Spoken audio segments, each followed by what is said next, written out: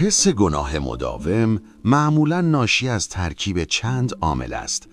ویژگی‌های شخصیتی مانند وجدان بسیار حساس، کمالگرایی و خودسرزنشی افراطی، تربیت و محیط مانند والدین سختگیر یا انتقادگر، فرهنگ‌ها و خانواده‌های متمرکز بر خطا و گناه و الگوگیری از دیگران، حالتهای روانی و عاطفی مانند اضطراب، افسردگی، احساس بی‌ارزشی و همدلی یا مسئولیت پذیری بیش از حد و عوامل زیستی و عصبی مانند حساسیت ساختارهای مغزی و تعادل ناقص انتقال دهنده های عصبی مثل سروتونین.